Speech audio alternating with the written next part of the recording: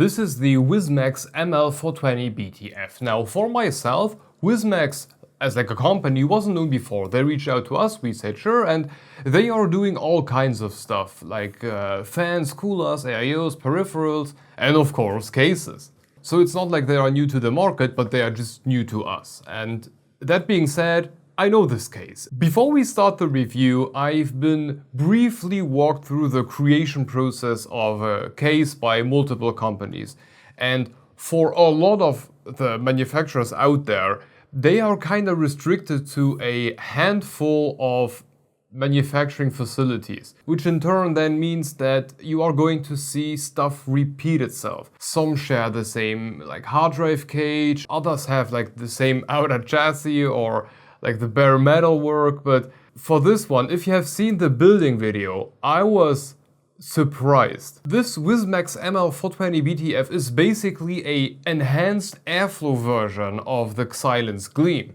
Or the Xylence Gleam is a lesser airflow version with tempered glass side panel because this one was out first. Anyway, this might be a bit odd because I'm going to repeat a whole bunch of stuff, but it also gives me now an opportunity to check if differences are possible in the case that two separate companies essentially gather the same components from the same manufacturer and create a very similar but not identical case. But let's start at the beginning. The ML-420 BTF, and yes, 420 stands for 420 Radiators because we can cram a bunch of 420s in here. The case is 246mm wide, stands 521mm tall, and including the front panel, it is 526mm long. It stands on relatively rigid 2.3 to 2.4 centimeter high feet, and the front features this cube-style design with relatively small mesh holes.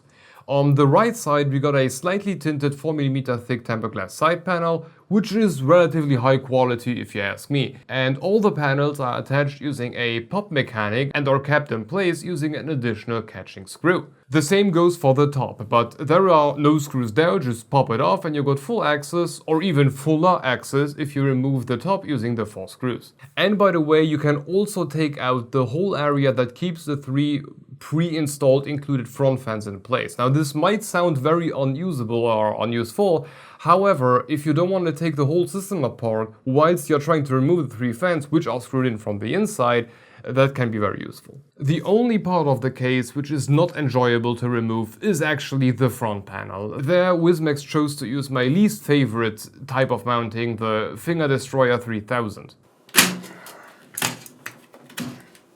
Motherboard-wise, this is still a mid-tower, so everything from mini ITX up to regular ATX. In terms of air coolers, we are looking at up to 180mm high towers, so good luck finding anything that will not fit here. And for GPUs, we can basically do whatever we want with up to 460mm long cards until we start hitting the front. And that, by the way, in every direction. Thanks to the added space in between the glass and the GPU, we have more than enough space for that exploding adapter. And in case you want to see the bottom side of your GPU, you are free to turn the whole PCIe panel by 90 degrees by unscrewing the 4 screws that keep everything in place, but bring your own PCIe riser, because that one is just not included. Then there's also the pre-installed GPU anti-sag bracket. The PSU got its separate little compartment with up to 285mm long PSUs, but don't go that far. 200 to 250 should be the max you're going for, otherwise you will be barely able to squeeze any cables through that slot in the bottom, especially the GPU one. And you are going to hit the backside, which will be very funny in case you got extensions. So go with below 250, better be 200, and let's be honest, 200mm long PSUs are like long ones. The I/O is at the top of the case. We got audio in and out, a reset and power button, 2 USB 3.0 Type A's, and 1 USB 3.2 Gen 2 Type C. And of course an LED button for this controller. This one is located in the back of the case towards the top back corner, and all of the case's pre-installed fans are connected to it via 4-pin PWM and 3-pin ARGB out of the box. To get it going, all we need to do is connect SATA power and a pass-through PWM signal from the motherboard. And in case you don't want to use the controller for lighting everything up, you can also pass through the 3-pin ARGB to the motherboard and let your software handle everything. And before we get to the interesting part, drives. we can fit a total of 7 SSDs in here, either by using the brackets or by using the rubber mountings included in the box of goodies. Or we can install up to 3 3.5-inch drives, again using the brackets or this portion just in front of the power supply shroud. And don't forget that a 3.5-inch drive takes away at least 2 2.5-inch drive spots, except the one in the bottom there. That just... Judging from the front, you should already guess that this thing can push some air.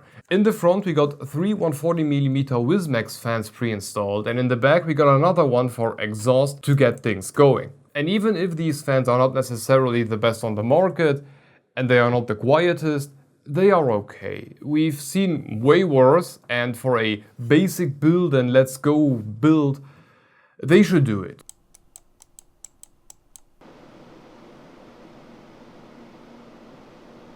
But if you are looking for the best, we got another 3 140 or 120mm spots in the top, which are blowing through that top mesh panel. So no ugly filter sitting on top of your fancy looking PC. And then we got another 3 140 or 120mm spots on the side. Either intake if you use it regularly, or exhaust like we did here, where we recycle the front intake immediately to cool down the radiator, because this is a 14900K underneath and that thing is basically just a fire hazard on its own. So that was just like experimenting stuff. From there we got 2 pretty stupid fan mounts, 2 right on top of the PSU, mountable using the included screws. They won't really be doing much. The best you can hope for is redirecting the air into the GPU, but if you're coming with a decent power supply, 3/4 of that bracket or 3/4 of the power supply shroud will be like stuffed. So maybe the last one, but just don't expect it to do much. And then we come to my favorite one, this random hole. The bottom of the case is covered by a case white dust filter, so that bottom one can work with that 2.3 or 2.4 centimeter gap in the bottom. And that thing can press some more air into the whole mix. And if you're blowing some smoke in here, you can see how nicely everything comes together and how that bottom one helps preventing any type of buildup in the bottom corner. I just love that thing. And for radiators, it's pretty much the same thing. With a bit of thinking, by default, all 3 big fan spots do support 420mm radiators. But wait, before you blow Grandma's inheritance on an alpha coil order, you will never fit 3 of them at the same time. If you got a regular 27mm thick radiator like we do on the sidewise intake, you are looking at about 35mm towards the front. So a dual 420mm radiator setup would work with 2 rads. On the side you can actually do whatever the hell you want, because you're going to be in front of the front one anyway, so if that one is like 60mm thick, nobody cares. But for the front one it's basically 35mm max, and that is with the fans being on the outside of the case, so keep that in mind. For the top, I don't see a way how you could make that work, even if you install the tubes of the sidewise intake or exhaust or whatever in the bottom and the top ones in the back, the fan will still hit the radiator, because at that point at least the fans of the sidewise one would be like squeezed to the top, and then you will just hit the other radiator. So there is no way to do triple 420, but you could get away with a 360 if it isn't too thick. So 420, 360, that would maybe work. I think I need to make an order. And to finish off the specs, cable management. I do love how they did things in here. We got rubberized holes everywhere, even on the GPU side. We got additional hidden holes for all of your extra stuff, like for that bottom fan, there is a hole specifically for that. And in the back, we got a bunch of Velcro strips to press everything together. And what I found very, very useful during all of my builds is this plastic hook, or all of these plastic hooks, because there is a plethora of them. And they are used by the pre-installed fans, but you can fit so much more on them. And I was able to cram in, for example, the CPU power cable, the EPS one, and I made a ridiculously long run up and down just to get rid of the cable. So cable management overall very, very pleasant, and actually so was the build in here. We did go kind of overboard.